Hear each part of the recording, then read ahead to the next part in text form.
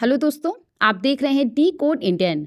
देखिए, आपने बहुत बार ध्यान दिया होगा कि बैंकों के अंदर बहुत सारे ऐसे अकाउंट्स होते हैं जो कि ऑपरेटिव नहीं रहते हैं, मतलब कि उसमें किसी प्रकार का एक्टिविटी नहीं देखा जाता है। तो वैसे अकाउंट में जो डिपॉजिट रहता है उसको एक समय के बाद अनक्लेम डिपॉजिट घोषित कर दिया जाता है।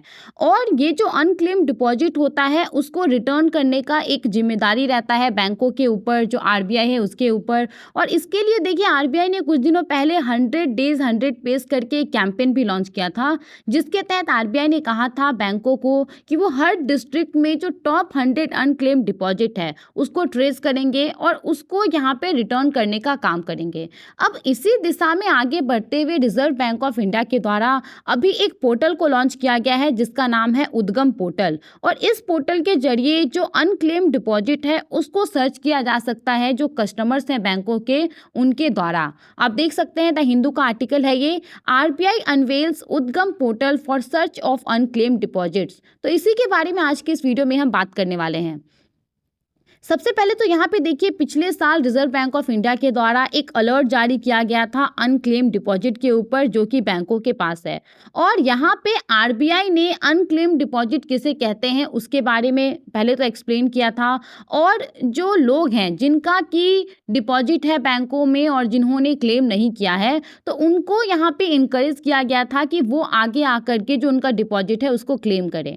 अब क्योंकि हम लोग अनक्लेम डिपॉजिट के बारे में बात कर रहे हैं, तो एग्जैक्टली ये होता क्या है पहले तो हम उसको समझ लेते हैं, फिर हम इस पोर्टल के बारे में बात करेंगे। तो देखिए, जो अनक्लेम डिपॉजिट होता है किसी भी सेविंग या फिर करेंट अकाउंट में जो कि 10 साल से ऑपरेटिव नहीं दिख रहा है, उसमें किसी भी प्रकार की एक्टिविटी नहीं देखी गई है, ना तो किसी प्रकार का ट्रांजैक्शन देखा गया है, ना ही तो वहाँ पे डिपॉजिट हो रहा है, ना ही तो किसी प्रकार का विड्रॉवल हो रहा है, तो वैसे अकाउंट में जो डिपॉजिट रहता है उसको हम अनक्लेम डिपॉजिट कहते हैं। या फिर कोई ऐसा टर्म डिपॉजिट जो कि मैच्योर हो गया है लेकिन मैच्योर होने के 10 साल के अंदर तक उसको क्लेम ही नहीं किया गया है, तो वैसे भी डिपॉजिट को हम अनक्लेम डिपॉजिट कहते हैं। अब देखिए, जब कोई डिपॉजिट अनक्लेम डिपॉजिट घोषित हो जाती है तो उसको ट्रांसफर कर दिया जाता है बैंकों के द्वारा depositors education and awareness fund में। अब ये जो फंड है इसको मेंटेन किया जाता है रिजर्व बैंक ऑफ इंडिया के द्वारा। अब देखिए, ऐसा नहीं है कि अगर कोई डिपॉजिट है जिसको अनक्लेम डिपॉजिट घोषित कर दिया गया तो बाद में जाकर के जो डिपॉजिटर्स है वो उसको क्लेम नहीं कर सकते हैं। बाद में जाकर के भी जो डिपॉजिटर्स हैं वो अपने अनक्लेम डिपॉजिट को क्लेम कर सकते हैं, जिस भी बैंक में उनका ये डिपॉजिट होगा वहाँ पे, और उनके डिपॉजिट के ऊपर जो भी इंटरेस्ट होगा वो भी एप्लीकेबल होगा। तो ये सारी बातें हैं यहाँ पे अनक्लेम डिपॉजिट के ऊपर। अब देखिए, देखा ये जा रहा है कि जो ये वॉल्यूम है अनक्लेम डिपॉजिट का वो काफ़ी ज़्यादा बढ़ रहा है। अब इसके पीछे रीज़न क्या है? पहला रीज़न तो ये है कि लोग अपना सेविंग्स और करेंट अकाउंट्स को क्लोज़ नहीं करवा रहे हैं। वो उसको चालू भी नहीं रखना चाहते हैं लेकिन उसको क्लोज़ नहीं करवा रहे हैं। इसके बाद यहाँ पे दूसरा रीज़न ये है कि लोगों का जो फिक्स्ड डिपॉजिट वगैरह है वो मैच्योर हो जा रहा है लेकिन फिर भी लोग उसको क्लेम नहीं कर रहे हैं।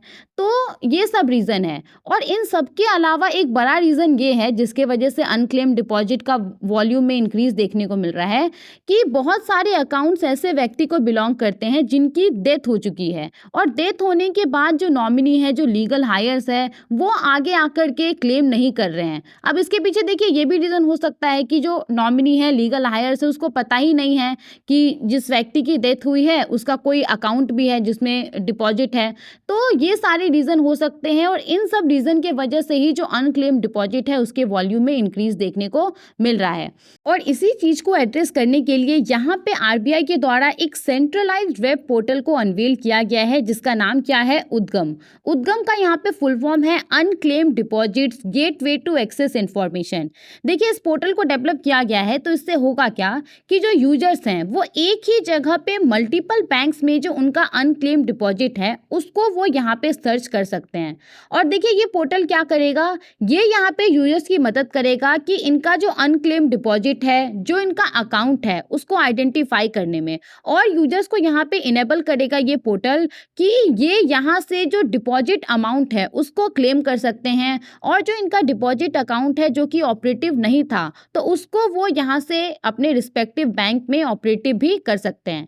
इसके बाद देखिए, यहाँ पे जो total amount of unclaim deposit है वो एस्टिमेट किया गया है कि 35,000 करोड़ रुपये है।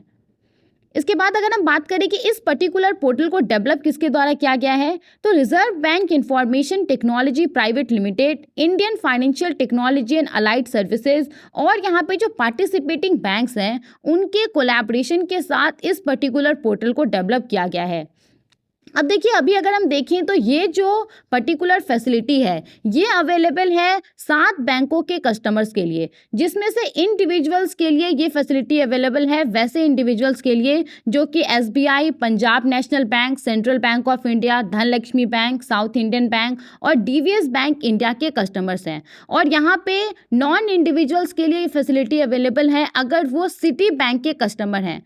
नॉन इंडिविजुअल यानी कि आपका कोई ऑर्गेनाइजेशन हो गया, कोई एंटिटी हो गया, तो उनके लिए ये फैसिलिटी अवेलेबल है।